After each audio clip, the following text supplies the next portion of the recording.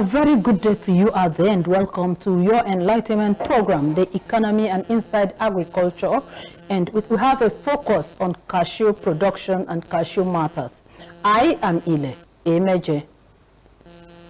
Strengthening cooperative societies in general has significantly become priorities of government to boosting productivity, mostly in micro, small and medium enterprises, MSMEs, and agriculture, to, among others, improve access to resources and financial inclusivity, while also fostering collective marketing and knowledge sharing across members. Cooperatives play a vital role in developing the African economy by promoting entrepreneurship to essential services, especially for small-scale businesses and individuals often excluded from traditional systems. In most cases, they act as engines for poverty reduction, employment generation, and social cohesion, contributing to a more inclusive and sustainable economic landscape. As governments reduce their involvement in certain sectors of the economy, cooperatives can play a crucial role in providing essential services and managing risks for their members. The question demanding for answer in the minds of many Nigerians is whether cooperatives in Nigeria are living up to their bidding. And so, in this edition of the Economy and Inside Agriculture, the Executive Secretary and Chief Executive Officer of the National Cooperative Financing Agency of Nigeria, CFAN, is joining me after the promo to discuss the topic. Stay with us. In preparation for the commencement of Super Phase 2 Industrial Training Fund, ITF Gwagwalada is inviting all artisans who are registered on the Super Program website to report for the screening exercise. Artisans are to come along with the following: 2 recent passport photographs, original and 1 photocopy of your national identity number certificate or any other officially accepted means of identification, example, voter's card, driver's license, or international passport. Date, Monday 30th of June to Friday 4th July 2025. Time, 9 a.m. to 4 p.m. daily. Venue, ITF Gwagwalada Area Office, Energy House, beside AYM Shafa Filling Station, Sabonlugbe, Airport Road, Abuja. Please note, artisans are advised to report at any ITF area office nearest to them on or before 25th June 2025 for further information. This announcement is signed by the management, ITF Gwagwalada Area Office.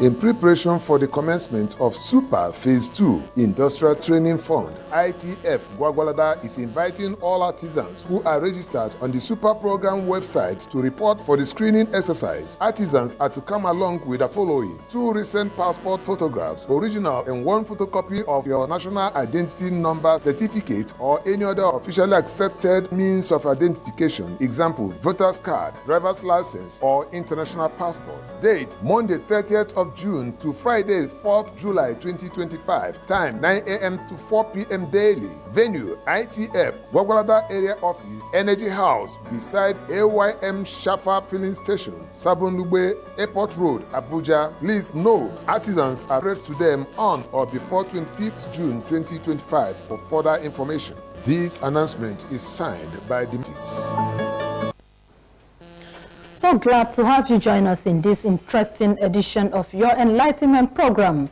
the Economy and Inside Agriculture. And as I said earlier, our guest, the Executive Secretary and Chief Executive Officer of the National Cooperative Financing Agency of Nigeria, Mr. Emmanuel Atama, is already here in our studio, and he will be taking us on the topic we caption as the role of cooperatives in strengthening agric production in Nigeria.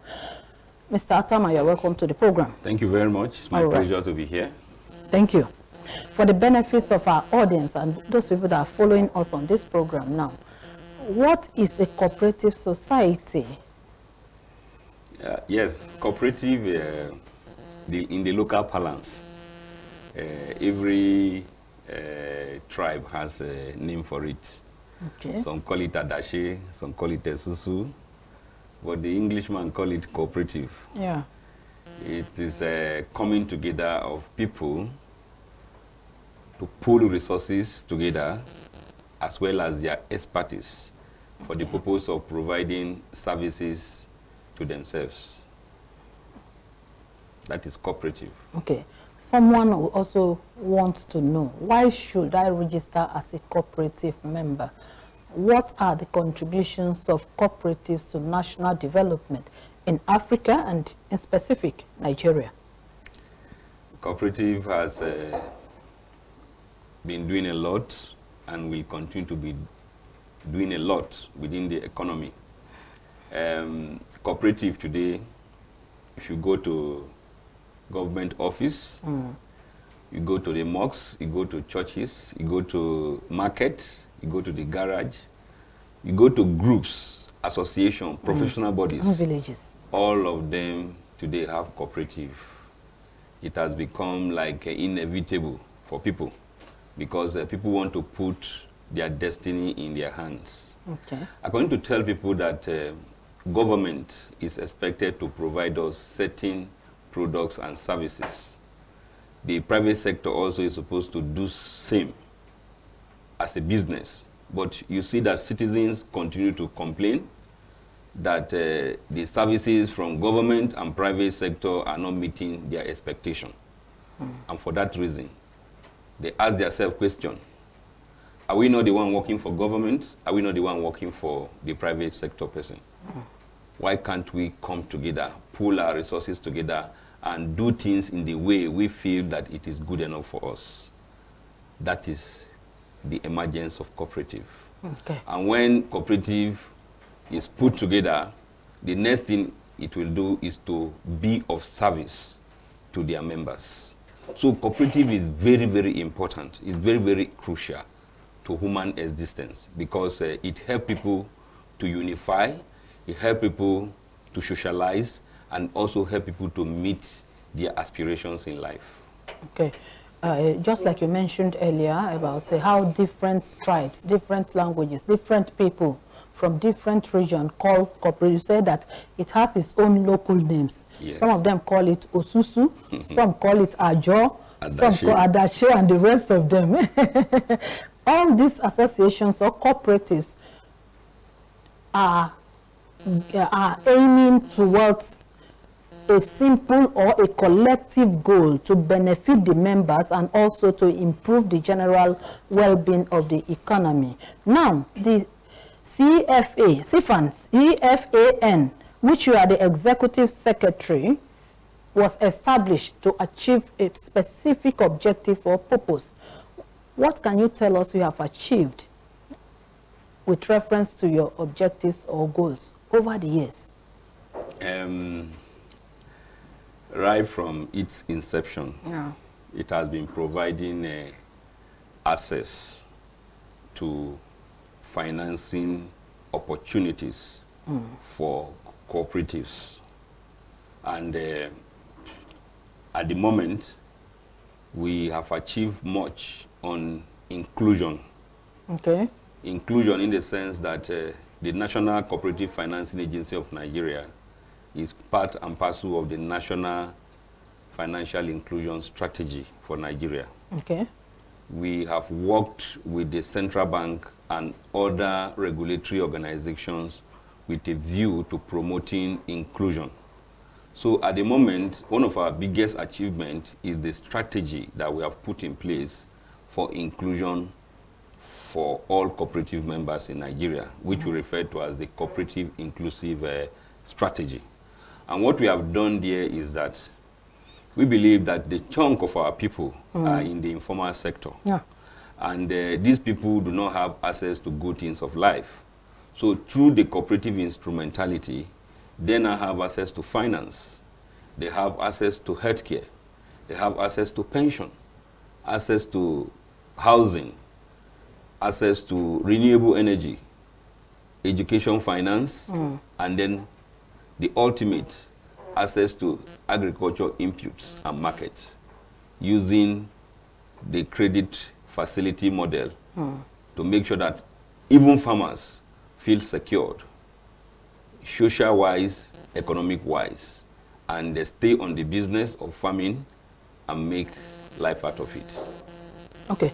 You also agree with me that over the years, there is this concern expressed by those that are supposed to be beneficiaries of these cooperatives, and they have come up with a complaint that instead of getting their benefits or having access to maybe soft loans, farm implements, and the rest of them, these benefits directly or indirectly goes into the hands of maybe politicians or the people that be, that is the high and mighty, making those that are supposed to be beneficiaries of these initiatives not to have access to it.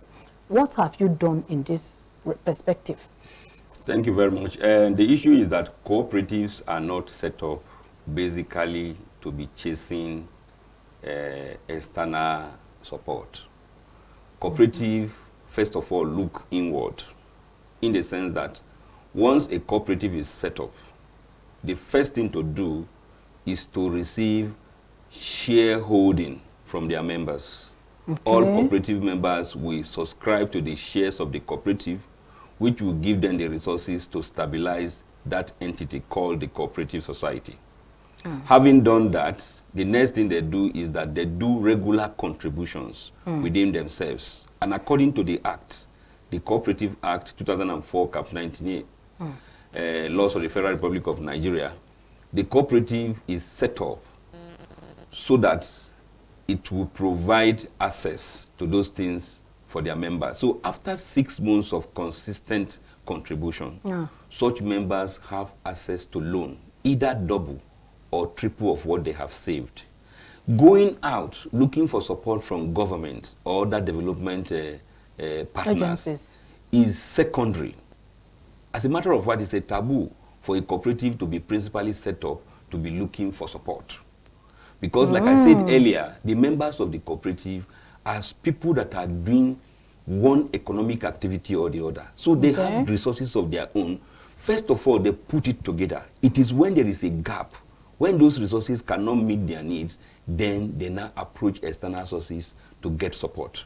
And because government, development partners, and cooperative are partners in progress, so because government want to meet the needs of citizens, development partners also want to assist. That is where they can now see cooperative as a veritable platform to entrench sustainable development by partnering with the cooperative to make it work. But you see, in recent time, you see people put themselves together without doing anything at all. The next thing, they start chasing and that is support. the corruption we are talking about. And for the fact that before development partners, before financing organizations like banks, government will trust you with resources, you must show a pedigree of performance. So that is the reason why you see that most of the people that go about shouting, crying today, they are not serious about what they are doing. If they are serious, I tell you, it is the government and development partners that will be chasing them, telling them, come and collect something, because they are seeing that that cooperative is performing. Okay, now can we be free to say that CFAN, your organization, is a regulatory body that regulates all cooperatives in Nigeria? Cooperative, CFAN is not a regulatory body, but rather is an apex body. Okay. The regulator of CFAN is the Federal Department of Cooperatives. Okay. And CFAN is the leader of the financial sector of cooperative. So as such, as an apex body, we set the pace for both primary, secondary, and state tertiary cooperative institutions to follow and create a sort of unification model and best practice for them.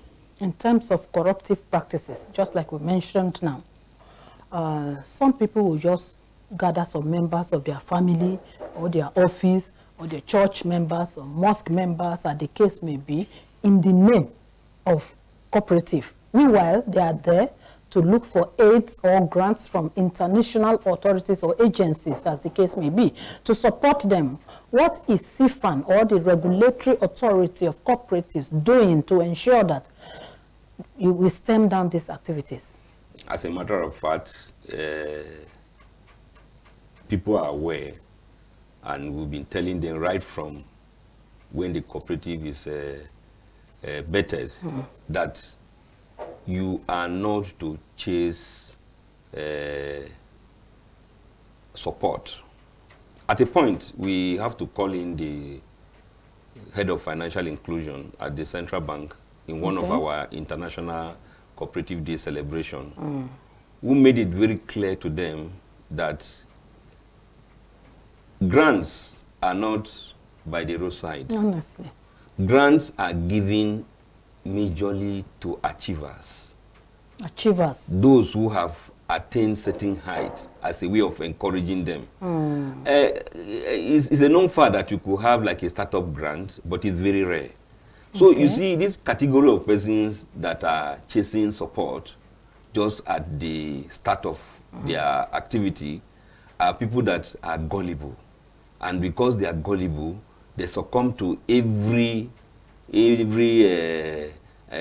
move by those people coming to extort them. Even when you advise them, don't go after things like that, they still don't believe you. They go and try it. And when it fails, you see them shouting here and there. So I believe that serious-minded people go by the rules. And the rules is that once a cooperative is set up, the next thing to do is to affiliate with the parent body. Like in the case of the FCT, you have the Abuja Cooperative Federation. And then you affiliate with them. The Abuja Cooperative Federation is also working with CIFAN to make sure that people in Abuja also benefit from the activities and programs of CIFAN. So, but this category of people, if you look at them, they are not affiliated. They only come and start shouting when the deed has been done. So what I tell you here is that most of the people crying out there, they are truly not even cooperative members. Because cooperative members, first of all, start with their own resources. And it comes to a point that the resources is not okay for them. That is where they look outside. So those who are shouting there, the moment they start the cooperative, they register it, the next thing is to be looking for people's money that they will use. And most of them, even when they are lucky to get support from government as loan or what have you, you see them finding it difficult to pay back because the original intention is not to pay back or sustain the funding, but to grab. And they see whatever comes to them as a national cake. But those who are serious start something on their own, and then along the line, development partners, government see what they are doing and go after them to support them. Okay, if you look at the economic realities in Nigeria, it has pushed a lot of people into doing what they are not supposed to do, deceiving people, like you said. Someone will call you and say, come and register with A, B, and C cooperative because we are going to get grants from so, and so. And given the situation on the economy, some people fall victims of such. Now, what do we look out for as measures or requirements as to register as a member of a cooperative? How do we know that so, and so that is calling for registration of members is not the right thing to do, or it's not the right place to belong? The fact is that if the economy is getting harsh, it is not a guarantee for misbehavior. There's this saying that when the going gets tough, the tough gets the going. Some people don't even want any small pinch on them. They want to live luxurious all the time, no time for hard work. As for finding genuine cooperatives, first of all, what you look at for is their certificate of registration. Do they have a bylaw? Because any genuine cooperative should have a bylaw. And at the point of registration, each member is supposed to have a copy of the bylaw. And you're supposed to ask certain questions pertaining to the leadership. Because the leadership of every primary society is supposed to change after every 2 years. But you see that there are some that don't even ask any question at all. Then you must also make sure that the contributions are done through the bank. Okay. Because any cooperative that is still taking cash at the moment is completely against the rule of the system. Engagement or the, yeah. Yes, because the financial inclusion strategy states that we should be running a cashless society. Yeah. So every cooperative is supposed to be making their contribution. As a matter of fact, we have also brought up a system called the direct debit. So all our cooperative members now, we ensure they have bank accounts as a way of inclusion. Okay. And then we also make sure that their accounts are tokenized against their loan repayment, against their monthly contributions. So in that way, you see that transparency and accountability is entrenched. As I speak with you also, we also have an app, a software now that is cloud-based, whereby the running of the cooperative is based on technology. Okay. And how it is done is that each of the executives have password to his work as enshrined in the bylaw and put on the system. So you don't do other person's job. Okay. When you finish your job, it moves to the other person to do it. Then the member can download the app from the Play Store. That is the unified cooperative platform. And then we'll be able to see his cooperative the way you see your bank. Oh, that's a welcome development. We are doing that, and we are doing it massively. And that is why currently, at the moment, we are in partnership with the World Bank on deepening financial inclusion in Nigeria. We just conducted a survey, and the report of the survey made us to call a compliance conference last month, May, to look at the issues around accountability, issues around inspection, issues around loan administration, inclusion of women, and all whatnot. We've been able to address it.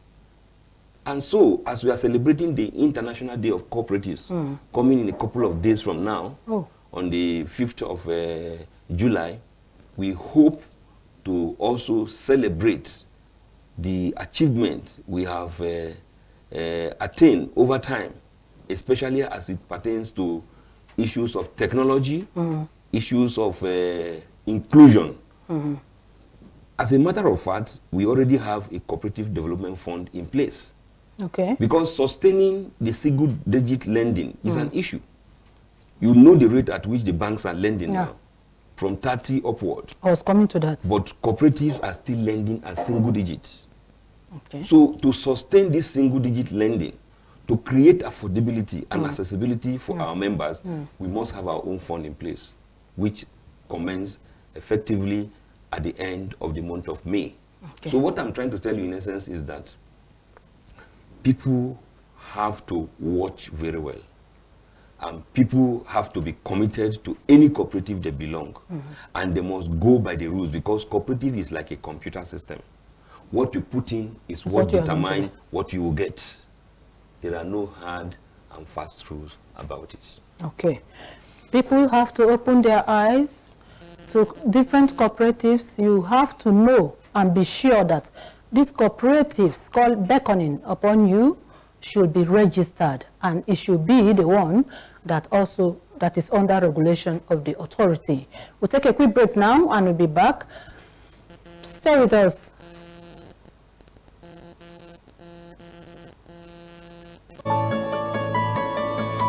In preparation for the commencement of Super Phase 2 Industrial Training Fund, ITF Gwagwalada is inviting all artisans who are registered on the Super Program website to report for the screening exercise. Artisans are to come along with the following: 2 recent passport photographs, original and 1 photocopy of your national identity number certificate or any other officially accepted means of identification, example, voter's card, driver's license, or international passport. Date: Monday 30th of June to Friday 4th July 2025. Time: 9 a.m. to 4 p.m. daily. Venue: ITF Gwagwalada Area Office, Energy House beside AYM Shafa Filling Station, Sabonlugbe Airport Road, Abuja. Please note, artisans are advised to report at any ITF area office nearest to them on or before 25th June 2025 for further information. This announcement is signed by the management, ITF Gwagwalada Area Office.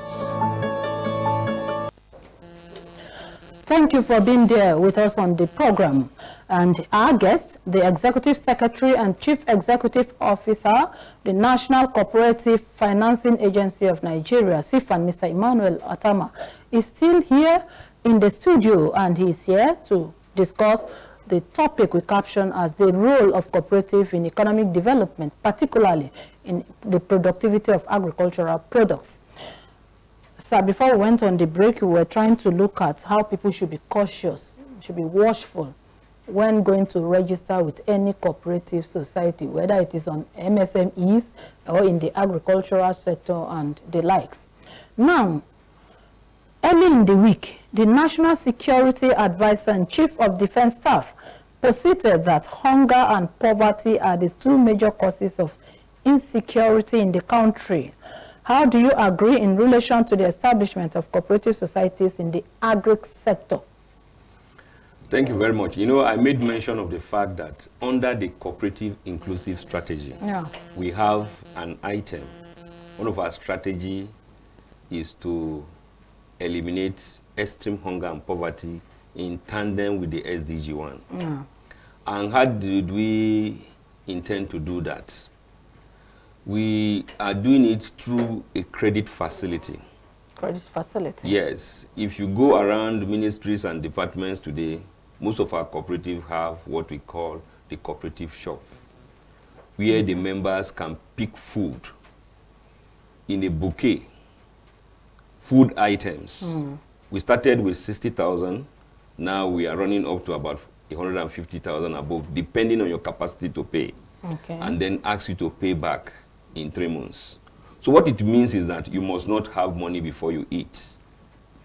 But you're eating on credit? Yes, because you have the capacity to pay. So what I'm trying to say in essence is that food must be on the table. Not just food, but balanced diets. So that's why I said... Balanced diet? Yes, that is why I said different food items. Then, that is on the demand side. On the supply side is the farmers. So, that reciprocity and complementarity on the part of both the farmers and those who are consuming makes it work for us. So our farmers know that when they farm, there are people to eat. Buy. But the challenge that we have now, which we attempted working with the civil defense some time ago, is the issue of the security of our farmers. Insecurity. Yes, the security of our farmers is, and then our farm installations, our warehouses, our transportation of farm produce to where it is needed is a very big issue. We were looking at leveraging on the agro rangers, which I think, since the National Security Advisor and the Chief of Defense Staff have identified this as a security issue for Nigeria, that agro ranger was an attempt by the Minister of Agriculture then, Audu Ogbe, and the Minister of Internal Affairs, Dan Bazao, to come up with the agro rangers to provide support for farmers, to provide security for farmers, because you and I know that in as much as we say people should go to farm, people cannot go to farm in the real sense. And if you look at it, if we want to actually help farmers, we should bring in best practices like what we have in the state of Israel. Like? Where the farmers live on their farm and they have security. You know, so if today we establish farms, a big farm in each senatorial district, and beside that farm is a cantonment or a military setup. A military base, kind of. Yes, and then you see that the farmers live on their farm. They cannot be touched. Farming activities will be going on, because our own concept of farming is not just go to till the land. It's not just cultivation. Our concept of farm under our strategy is that you can cultivate, you can rear the animal, you can process it into usable form. Then you can package, you can warehouse, you can transport, and then you can consume. So this value chain when you put it into practice, because when you say agriculture, some people are looking at it that, just going to dirty myself. Is it not going to go but to it's farm? not like that. What we are saying is that let us bring production, let us bring manufacturing into the produce of agric products, put them in refined form, create job opportunities for people. That is why we have that program we call Cooperative Family Feeding Program, and make it as a credit facility. And what is our target? That no cooperative family go to sleep without food. So by doing that, we are solving the problem of hunger on the part of those who need the food, and then solving the problem of poverty on the part of the farmers, because we have a lot of waste in the system. Even where they can farm without any threat, but a lot of the products are being wasted. No storage facilities. Yes, so I believe that government need to invest a lot on cooperative, because through the cooperative, the smallholder farmers can come together under the shadow and canopy of the cooperative.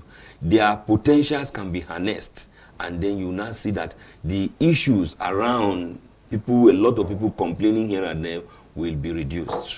So let us borrow a leaf from the state of Israel. Okay. When you say borrow a leaf from the state of Israel, what can you say about the ordinary Nigerians in their support? Are Nigerians ready to abide by the rule? See, let me tell you, Nigerians are the most loyal people as far as I'm concerned. On the surface of the earth? Yes, because if you look at the trend, Nigerians dress like their president. That is to show you that once a leader emerges, the people go by his dress code. That's why you're wearing the cap of yes. Yes. So what I'm telling you is that every Nigeria is looking up to their leaders, okay, for direction, to guide them, to shared prosperity. So I believe that Nigerians are ready, but what we are having today is that they have not yet gotten the right support.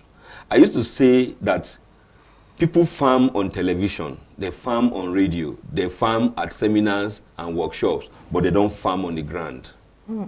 Because most of the things that we say on radio, televisions, and all over here and there, speak English here and there, if we are allowed to put it on the ground, Nigeria will be a great country. So I believe that Nigerians are ready. What they need is good policies, good programs, enabling environments to make sure that people's potentials are brought to bear. So what would be your advice to the president? I know that we have a listening president, and he's so concerned about agricultural development across Nigeria. What would be your advice to him in the place of monitoring and supervision to ensure that planting or agriculture that we propagate on the media, on pen and paper, will be put on ground for the benefit of all Nigerians? As a cooperator, what I advise Mr. President is to ensure that he appoints an advisor on cooperative matters. Okay. Also, for him to activate the recommendations of the National Cooperative Development Policy 2002 that has not been renewed up to now. And what are the recommendations? That we have a National Cooperative Advisory Board that will advise, that will assist the president to mobilize the masses so that they can be productive. That is not in place. For some time, the National Council on Cooperative Affairs have not even met. So you discover that all the structures that's supposed to enable cooperative to work is not there. Not until recently. We have the Honorable Minister of State for Agriculture who supervises cooperative nationally, who is very proactive, who is bringing out those things, and who is pushing to make sure that we even have the cooperative bank for Nigeria. If not, for some time now, cooperatives have not been given the right attention. And we want to leverage on the proactiveness of the Honorable Minister of State of Agriculture to make sure that we get it right this time around. So Mr. President should please put cooperative in a position, get an advisor, just like we have for all other activities of government, then the National Assembly also should also have a committee on cooperative matters, because right now we are being put in under committees that we are not even recognized. You know, so cooperative matters a lot. It is very, very important. You will be shocked that places like the US, their cooperatives are called credit union, and they provide real financial services to their members. Go to Canada, the same thing. The countries that our people are running to, they are making good use of cooperative to reach out to the masses of their citizens. Then you also look at places like Kenya. Cooperative also is an instrument of entrenching shared prosperity for the people. Because what we are saying is that let the people have minimum comfort. Then those who want to live luxurious should work harder. But as it is now, there is nothing like comfort. So Mr. President should take it as a matter of urgency, activate cooperative potentials to eliminate poverty, hunger, and deprivation that is in the land. Okay, so on your last lap, what should be our expectation from the activities of cooperative generally, especially for those that are living at the grassroots, the rural women, the poor people at the grassroots? What should be their expectation from the activities of cooperative in Nigeria?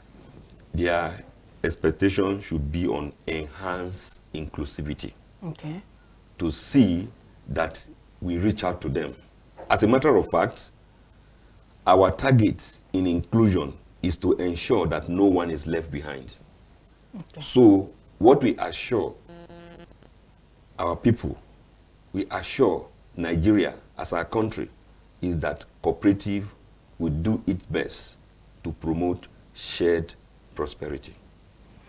All right, while we are waiting on the government to do more to give proper attention to cooperative societies in Nigeria for the benefits of its people and the economy in general, we also call on all serious-minded Nigerians to take advantage of cooperatives to better their business and improve their living standard, as well as contributing to the gross domestic product of Nigeria.